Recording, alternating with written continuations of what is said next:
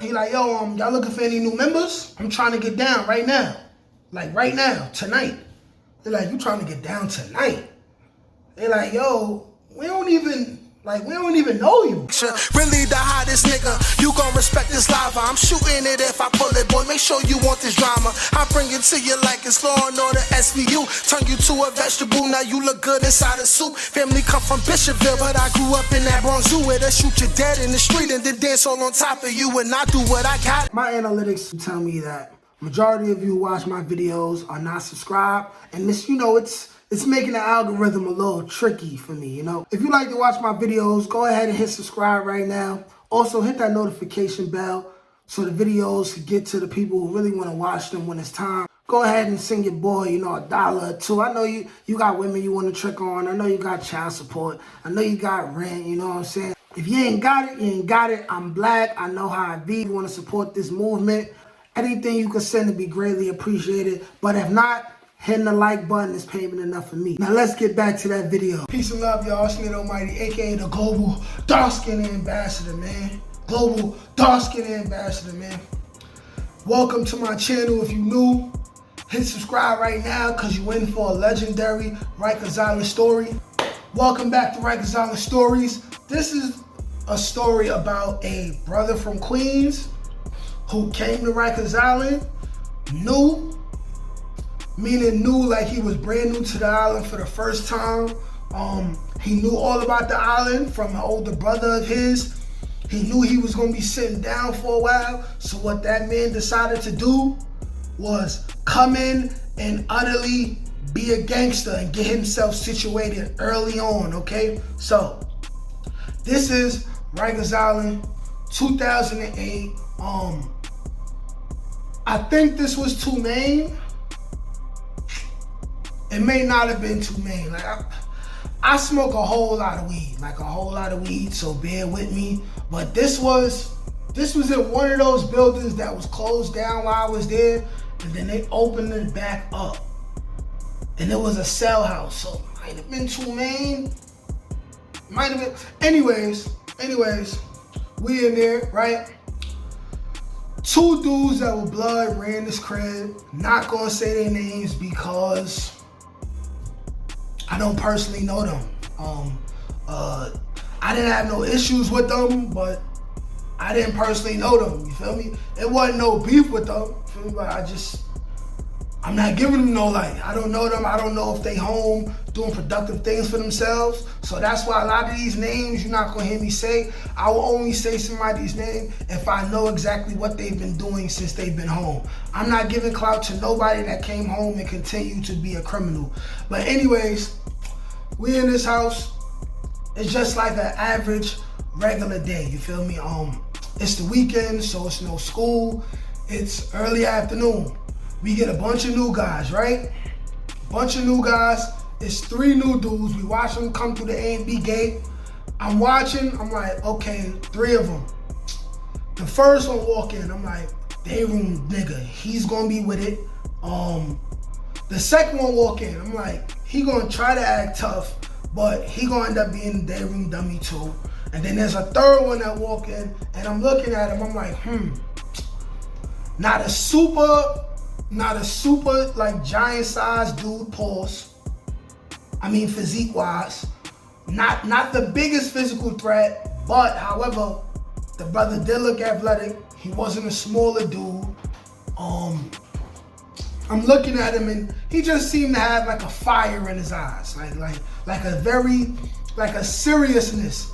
And when I say seriousness, I mean this, you know what I'm saying? Like I do a lot of like comparing a lot of things that happen to me on Rikers Island, and like I compare the rivalry between the Bronx and Brooklyn as like Vegeta versus Goku. So here's another Dragon Ball Z reference.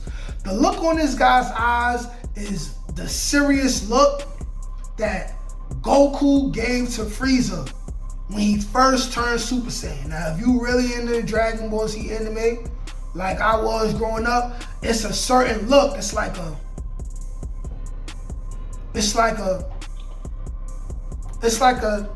seriousness in his face, you know what I'm saying? And I'm looking at him, I'm like, this one right here, this one right here different, man. This is a different type of dude. This is definitely a different type of dude right here. You feel me?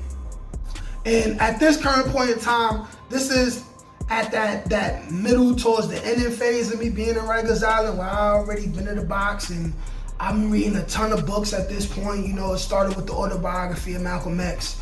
Then it was Behold the Pale White Horse.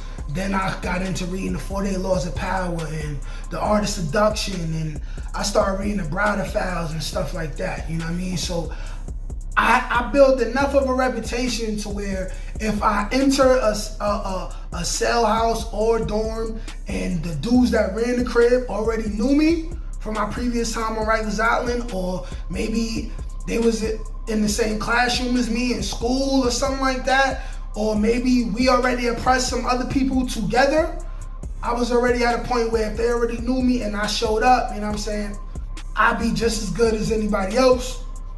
And I come to expect that most places I went. This place where I was in at the current point in time, this was another place like that. But like I said, this brother had a different type of look in his eyes. And me, as somebody who wasn't participating in the oppression, I could already tell, because this wasn't my first rodeo. I'm like, this dude's gonna be a problem for them. He's either gonna come in, right, roll with the rush, or he's gonna come in and be a problem. He's liable to come in here and turn off the TV. But is he gonna do that? Because he looked like he knows something about the island. Is he gonna come in here, turn the TV off, make himself a problem, get jumped out the house, or is he gonna be more strategic with it, you know? So all three dudes, they go through the A&B gates, they empty their stuff out, right? I mean, not they empty their stuff out, but they set their cells up, they put their bags down, boom. All three of them coming to the day room. Now, to my surprise, well, not surprise, well, see, the first dude that I already stated, he comes in, he sits right down. The second dude, who I said is trying to look tough, but in all the reality, he's shook, he's scared, he comes in, he stands up, right? Because mind you, you a day room dummy, and you not allowed to like be tough, you gotta immediately go sit in the back. You feel me? The two back iron tables, they call it the iron horse, or they call it the dick. You gotta sit on the dick, right? So he's standing up in the back, and he was looking tough for a little while, and then the softest dude out of all the other dudes on the team, you know what I'm saying? Like the crash dummy, you know what I'm saying? He comes and he presses him. He like, yo, listen, I'm gonna only tell you this one time. You sit down, you give up the commissary, you give up the phone calls, you clean up when we tell you to clean up, or we gonna kill you in here. Simple as that. You not tough and you not banging nothing. Just sit your ass down. He ends up doing a little face, and then he sat down. And to my amazement, I thought we'd at least take him to get smoked one time, you feel me? I'm looking back at it, I'm like, damn, he just got questioned and just sat down. I'm like, all right, cool, whatever. The other dude now, he walks in, but he doesn't turn off the TV. He doesn't automatically, you know what I'm saying, do nothing brashful. He doesn't like try to pop it off to get spanked out the crib. He does something that I only seen once. What this brother does is he immediately walks up to what's clearly the two dudes that ran the house. Mind you, they were surrounded by 3 or 4 of the other dudes that's on the team, right? Under them in the hierarchy. Now, as he's walking to the two dudes that run the house, these other dudes is trying to talk to them. He bypasses them. He ignores them like they're not there. He like, yo, y'all run the crib? He like, yeah. He like, yo, what y'all banging? So mind you, these brothers is blood, right? They like, word? He like, yo, y'all looking for any new members? I'm trying to get down right now. Like right now, tonight. They like, you trying to get down tonight? They like, yo, we don't even know you. Like, you know what I'm saying? They like, yo, where you from? He like, I'm from Queens. They like, yo, so you know such and such. They naming a couple dudes from outside of the town, you know what I'm saying? And it just so happened that one of the dudes that ran the house, he was cool with somebody who the new guy claimed to be like his cousin or something like that. But y'all know black people, we'll say anybody our cousin, anybody our brother, if we love him. It's just as simple as that. So that didn't really change nothing. But he was like, hey, yo, listen, it's a protocol, man, this, that, and the third. Like, you sure you want to do this? Like, you can get hurt behind this. You know what I'm saying? Period. You can get hurt behind this. He like, yo, listen, man, I'm trying to get down. Like, what's up? Like I'm trying to come home. They're like, yo, you serious? They serious? You serious? He like, yeah. Like, how many times I gotta say it? Like, I bet we gonna give you a shot. But before that, we gonna go to law library and we gonna do a little bit of research on you. And if you ain't known in here to be no rat, if you wasn't already crip before you came in here, you good, right? So, boom. A couple hours pass, they go to law library, they come back. They like, all right, dude, we did some research on you. Nobody knows you like that in here, but at the same time, nobody knows you to be a rat. And I feel like you kind of tough, so this is what we gonna do. You wanna come home tonight when the CO is doing their tour down the cells? I keep forgetting what it was called. It's SPA check. But anyways, I stated this before, how a lot of stuff goes down when the CO goes down the corridor. That's when a lot of fights happen because there's no CO that's right next to the fight. So if the CO is not allowing the inmates to fight, then she or he can hear it, run up, press the SPA button, get the turtles to come. Or if they know a fight is gonna happen, they can walk and take a couple extra minutes to let the fight go down, and then come back up and see what's going on and see if it's too serious or whatever. Cause you know, they was down to let fights go down, especially the men, as long as nobody got too hurt or too bloody and they had to do paperwork. But anyways, they're like, all right, so listen, you good. What's gonna happen is when the CO is doing their thing, walking down the hallways, checking in the cells, the homies is gonna jump you in. It's gonna take 31 seconds, man. You ready? Once you agree to do this, you gotta do it. Are you ready? Are you ready? You know what I'm saying? Mind you, I'm speeding this thing up. It's a whole lot more intricate things, a whole lot more like stuff that I wasn't able to see or hear because I'm not blood, right? I'm just a dude that's good. I'm not blood. I stayed out of the politics, you know what I'm saying? So I'm speeding this shit up, you know what I mean? But they told him like, hey, listen, soon as the CO start walking down there, we gonna wait 10 seconds, and then the homie is gonna count down from 31. You gotta fight. You can't back down. You can't just go in the corner, or we just gonna spank you out of here. He like, I bet. So boom, the CO start walking. They do their little count for a couple seconds, and then they go into the corner where it's hard to be seen, and then they just start getting it. But the funny thing about this fight is that this dude clearly was a trained fighter. Like dude was clearly a boxer. And how this fight was going is, it was him, it was one person in front of him, two dudes to the side of him, and I don't know why they didn't choose to send more dudes. And definitely the dudes that ran the crib chose not to involve themselves in this fight. Either they didn't want no issues, or maybe if something went wrong, they didn't want to be held reliable, you know what I'm saying? Because if you leave one crib where you run the house, it's not guaranteed that you will run another house or even be on the team based on the protocols that's going on in there. But like I said, the dude was clearly, right? He was clearly an experienced fighter. And anybody who was standing in front of him was getting tapped. He was tapping them, right? And I could see that he was holding back. So mind you, I gotta go back to Dragon Ball Z references.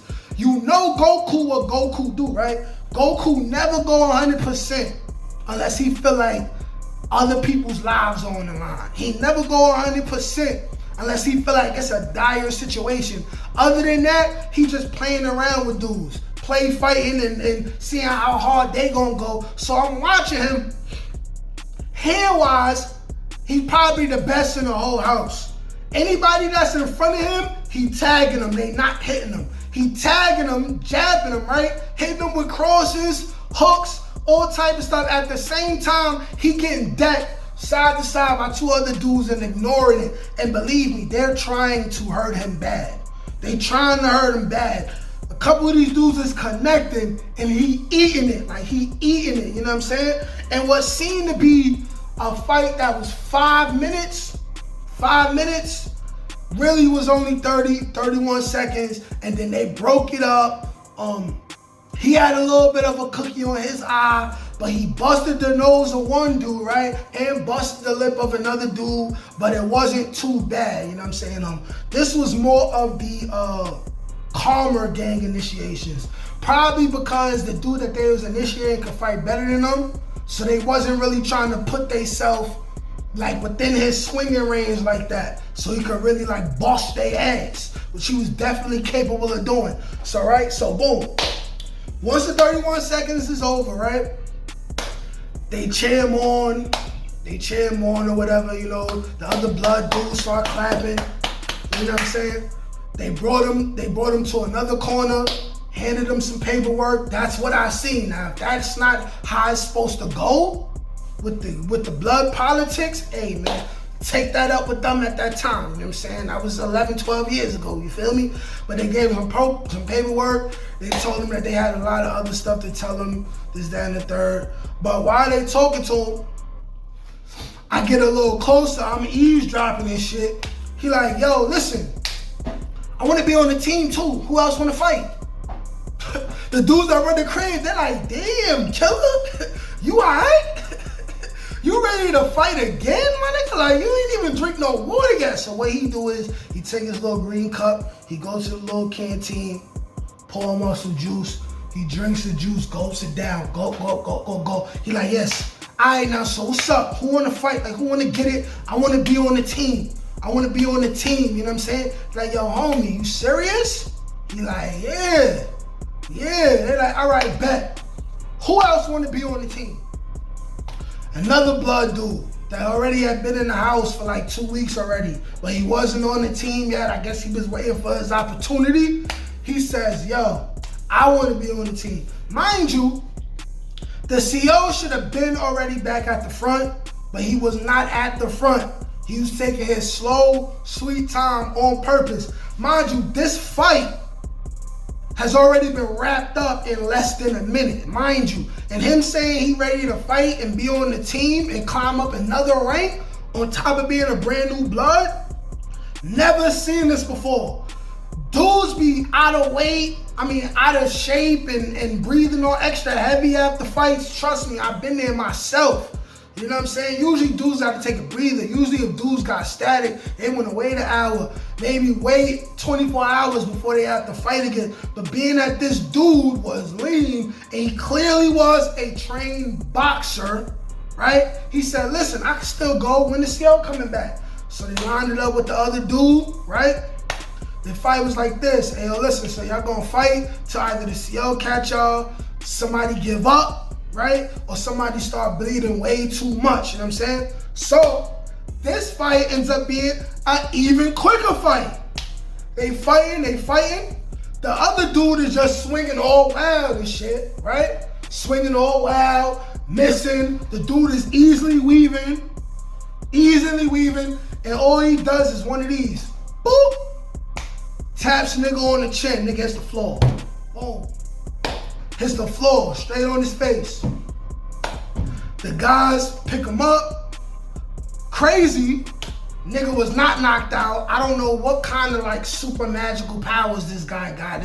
It looked as if he meant to tap him and make him fall, but wanted to like not knock him out. Like, I know this sounds very entertaining, I know I'm saying certain words, right, to make it sound a certain way, but this legit happened, right? Legit happened. So once they picked the dude up, they asked him if he wanted to go again, right? He was like, nah, I'm good. You got it. So with that being said, the dude climbed up from being a 550, right, which is what they call neutral dudes, to turning blood, to having another one-on-one fight, and then becoming a team member, right? Which is the one level under running the crib, right? And this all happened in literally between 1 to 3 minutes. Dude fought 4 niggas. Yeah, four dudes beat them all up. One. Simple as that. And they put them on the team. Later on, when we all locking in, I'm talking to the dude. I'm like, yo, bro, let me introduce myself. You know what I'm saying? I'm Nas, because that was my name in Rikers Island and shit like that. I'm like, yo, bro, you could fight. You ain't have to turn blood, man. Why you came in here like that?